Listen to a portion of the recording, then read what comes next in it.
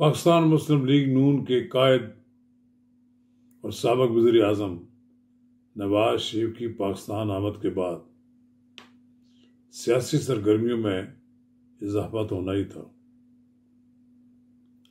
उनकी आमद के फौरन बाद जिस सियासी जमात को नवाज शरीफ ने शर्फ मुलाकात बख्शा है वो एमक्यूएम है। मुझे मालूम है कि एएनपी के कायद रहनुमा गुलाम अहमद भी नवाज शरीफ से बगैर मुलाकात तय किए मिलने गए थे, लेकिन मुलाकात नहीं हुई थी। लेकिन एमक्यूएम का वफ्द मकबूल सिद्दीकी की क़यादत में लाहौर आया और उसने मियां नवाज शरीफ के साथ बाज़ाब्ता मुज़ाकरात किए। नाज़रीन किराम, इस मुलाकात के हवाले से हम आपके साथ गुफ्तगू करेंगे। कबल इसके आगे बढ़ें, अगर आपने मेरा यूट्यूब चैनल नवाज रजा के साथ अब तक सब्सक्राइब नहीं किया तो बराए करम इसे फौरी तौर पर सब्सक्राइब करें, लाइक करें और अब आपके साथ शेयर करें।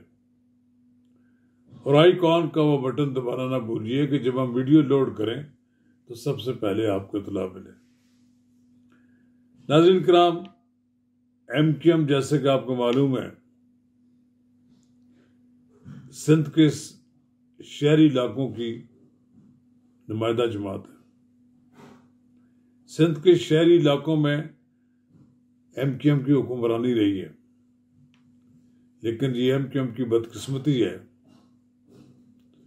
कि अल्ताफ हुसैन की क़यादत से बगावत करने के बाद एमक्यूएम टुकड़ों में बंट गई। ऐसी बुरी हालत हो गई कि चंद हजार वोट लेने तक आ गई। पॉकेट्स में आपस में तकसीम होने की वजह से एमक्यूएम अपनी ताकत खो बैठी। फिर एहसास हुआ तो फिर आहिस्ता आहिस्ता ये इकट्ठे होने शुरू हुए कि उनकी जगह वहां पर तहरीक इंसाफ ने ले ली। तहरीक इंसाफ वहां एक बड़ी सियासी कुव्वत के तौर पर उभरी। फिर इसके अलावा वहां एक बड़ी सियासी कुव्वत जो है वह है जमात इस्लामी। जब एमक्यूएम की वहां पोजीशन कमजोर होगी तो वहां ताकतवर जमात इस्लामी होती है। तो अब जमात इस्लामी ने 16 माह कबल, 16 माह से तो ज्यादा अरसा हो गया, लेकिन 10 अप्रैल 2022 को पीटीआई की हुकूमत ख़त्म होने के बाद जब शहबाज शरीफ की हुकूमत ज्वाइन की तो उनके साथ कुछ वादे किए गए। उन वादों में आसिफ अली जरदारी ने कमिटमेंट भी दी, लेकिन वो पूरी तरह उन वादों पर अमल दरामद नहीं हुआ। लेकिन बहरहाल एमक्यूएम ने बड़ी हद तक चीज़ें हासिल भी कर ली। अब एमक्यूएम को कैसे इशारा मिला है? क्या एमक्यूएम ने यह समझ लिया है कि मुस्तकबिल का हुक्मरान तो नवाज शरीफ है, तो ये पहली जमात है जिसने जाकर सबसे पहले नवाज शरीफ के साथ मुलाकात की। शहबाज शरीफ भी थे इसमें, पार्टी के दूसरे लीडर भी थे, ख्वाजा साद रफीक भी थे। इन सब के साथ बैठकर उन्होंने ये तय किया है कि हम आइंदा इलेक्शन मिलकर लड़ेंगे। अब मिलकर लड़ने से मुराद तो इंतखाबी ताद भी हो सकता है, सीट एडजस्टमेंट भी हो सकती है, और ये तय कर लिया जाए कि सिंध के शहरी इलाकों में जहां जहां एमक्यूएम की ताकत है, अगर एमक्यूएम मुस्लिम लीग नून के लिए चंद नशिस्तें छोड़ दे जहां उसका क्लेम है और बाकी नशिस्तों पर एमक्यूएम को सपोर्ट दे मुस्लिम लीग नून, तो शायद ये सुलह हो जाएगी, ये मायदा भी हो जाएगा।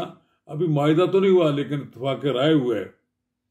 3-3 रुकनी दोनों तरफ से लोग होंगे, 3-3 रुकनी, ये 6 अरकान पर मुश्तमिल एक कमेटी बनाई जाएगी जो एक एग्रीमेंट तय करेगी सारा कुछ।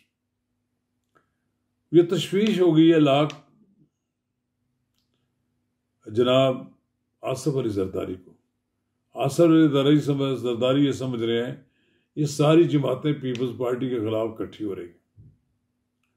तो जाहिर बात है, फिर पीपल्स पार्टी के खिलाफ इकट्ठे हो रहे हैं तो पीपल्स पार्टी भी पीटीआई के साथ इकट्ठी हो सकती है। उन्होंने भी तो कहा कि हमारी दुश्मनी थोड़ी है पीटीआई से।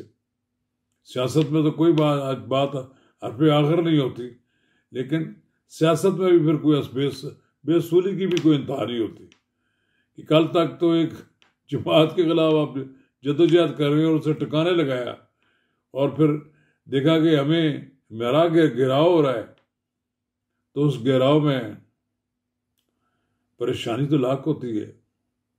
उस परेशानी में फिर वो इधर उधर हाथ मारते हैं।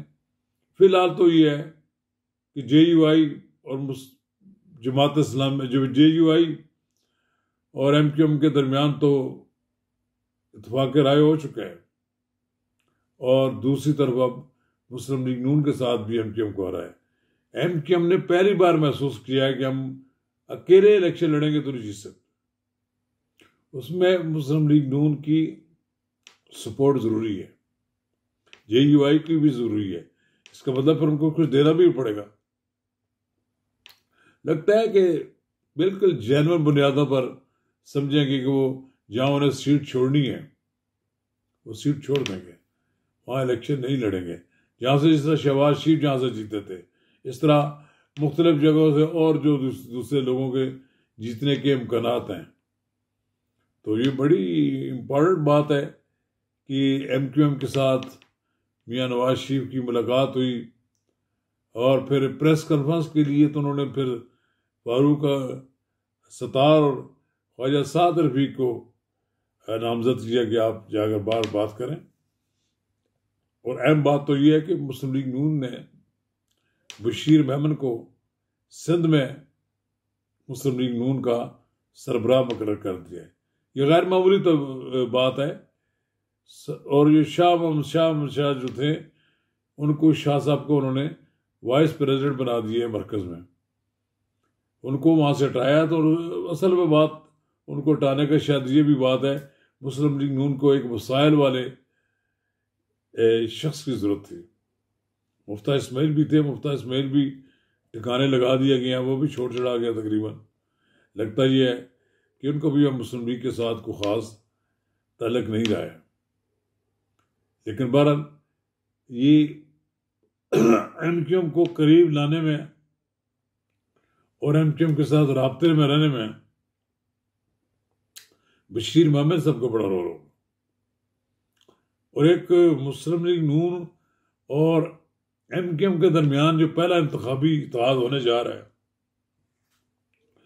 उसमें मुझे नजर ये आता है कि कहीं ना कहीं से MQM को इशारा भी मिला है कि भाई जाओ नवाज शरीफ के साथ सौदा तय कर लो, जो भी मिलता है ले लो, अगली हुकूमत नवाज शरीफ की है।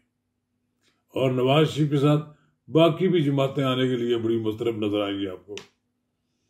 और पीपल्स पार्टी को परेशानी इस बात की है कि नवाज शरीफ ने हमसे तो आंखें नहीं मिला रहे, आंखें नहीं चार कर रहे, और वो दूसरी जमातों के साथ बातें कर रहे हैं।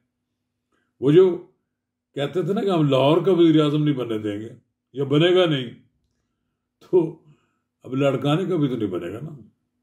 लड़काने का तो एक ही बार बना था, या फिर दूसरी बार उनकी बेटी बनी थी।